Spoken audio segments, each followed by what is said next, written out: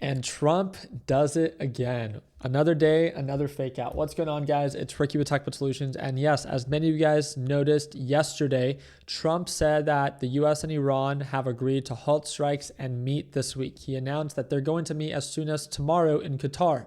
He made this claim to prop up the markets. We talked about this. Iran even went out of the way and said, hey, there is no intention to meet with the U.S. and meet them tomorrow. Today, it is confirmed. Qatar says that U.S. envoys are at Doha, but will not meet with Iranian officials. Again, market does not care. Markets are acting irrational. And does it really surprise us? Trump has done this for the past 11 to 12 weeks. He's just continuously doing it again. I would be very careful not going long, because obviously direction and momentum are in your favor. I'd be very careful using leverage, right? At these elevated levels, especially when we know that it's just being propped up by Trump's tweets and nothing actually fundamentally, please be very careful being too over aggressive with long positions at these elevated levels, just in case if they do begin to attack, as Trump normally likes to do throughout the week, but then all of a sudden, I'm sorry, not throughout the week, that's throughout the weekend. Just in case, again, we do begin to see that retracement, that you can more effectively tolerate the time and also the pain that it might take as markets pull on back, if they do, right? Just like we talked about it over the weekend. If you look at QQQ on the daytime or the day time frame, you could see that markets were testing the support at that EMA. They bounced right at that support and they're going back up to retest same previous highs, which again, if you take where we're at right now to previous resistance levels and previous support levels, we're closer to a resistance. So therefore, risk to reward becomes less favorable. Direction is still favorable. Momentum is still favorable.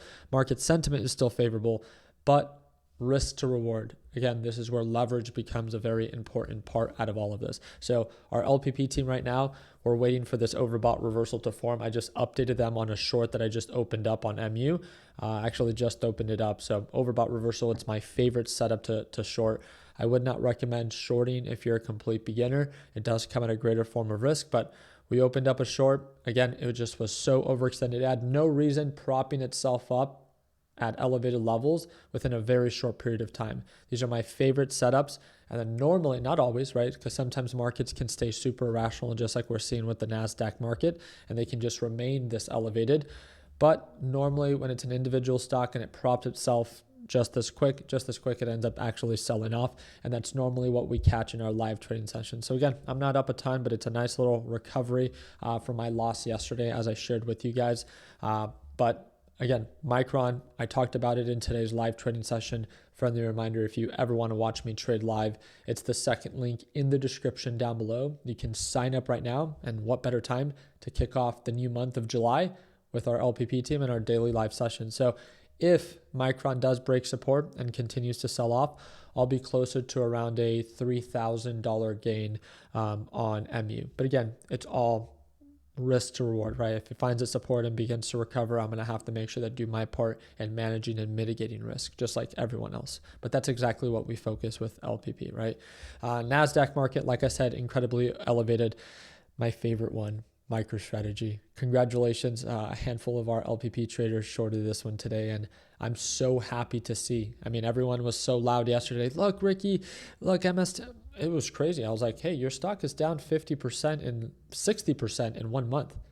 What are you celebrating one day for, right? One day does not define a market recovery. And it's just so silly because, 1 day later, now it's given back all that it gained yesterday and then some, right? You also have BTC trading at 58,000, about to break and make new lows. The, what's it called? The idea right now that's being shared is that supposedly Michael Saylor is selling $1 billion worth of Bitcoin. And yes, the same person that encouraged his followers to sell their kidneys but do not sell Bitcoin is now selling his Bitcoin. And the reason, right, we've talked about it so many times, the reason he is selling his Bitcoin is because he became too over aggressive and doesn't have enough cash, that he wants to make sure that he gets enough cash to be able to pay its dividends. Isn't that funny? The individual that called fiat, USD, worthless, is now selling his BTC at a loss, 50% loss for USD, because he needs it to pay his dividend obligation. It's funny how this all works out, isn't it? Isn't that kind of like it's like ironic, truly. Nonetheless, yes, MSTR is selling off, strong lower highs, strong lower lows. It is a strong descending pattern, but be very careful, right? It is oversold. And remember, markets are incredibly irrational, especially with these BTC bros. Anything can happen. So again, if you're beginning to see signs of a potential support, don't be a bag holder. When in doubt, make sure you do your part in getting out. So I'll do my part in keeping you guys up to date. But this has been a really big focus for a lot of people, is just letting MicroStrategy rip up, become overbought, and then short it as it rips right back down, because it's been doing it so consistently. I mean, that's nearly a 5% move. And it's such a beautiful setup, right? You don't have to catch the full thing. You just have to get in, get out, make that money, and bounce. And all we have to do is literally just, Bitcoin's doing such a great job crashing and selling off. MicroStrategy follows, in its footsteps, that you just wait for the break of support and then wait for the markets to fall. And think about this. MSTR and Bitcoin are selling off while NASDAQ market is incredibly strong. Think about that. Right? Isn't that the funny part? Now, what happens? I'm not saying it's going to happen today because it looks very resilient, but what happens if NASDAQ market begins to fall again? What's going to happen in Bitcoin into MSTR? Fall even further. So yes, I do agree that Bitcoin and MSTR, technically speaking, in the smaller time frames, are oversold, but the cheap can always get cheaper, especially when they're selling off before overall markets are. And that's what excites me most about that, is that they're talking about crypto winter. You can't talk about crypto winter when markets are still trading at all-time highs. Overall markets are still trading at extremely greedy levels. It's when overall markets begin to fall that speculative stocks and assets begin to crash even harder. So if you think it's gotten bad for crypto, and if you see potential downturn in the market for overall markets, just know that it can get so much worse for crypto before it actually gets better. Another reason to not be leveraged when you're buying any of these speculative assets. Nothing wrong with buying it. If you believe in, Bitcoin and you want to buy it, I don't believe in it, but I believe in your right to invest in any speculative asset that your heart desires. Just please do not use leverage, right? That is the number one thing that we continue to remind our beginners, and I'll make sure that I continue to do my part in spreading awareness when it comes down to that.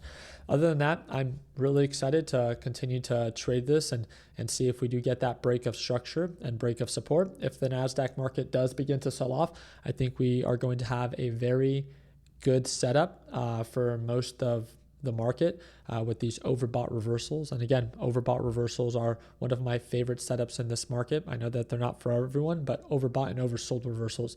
I talk about this all the time within my LPP team. Again, if you ever want to watch me trade live, first off, even before you join LPP, if you just want to preview a previous live trading session, watch it.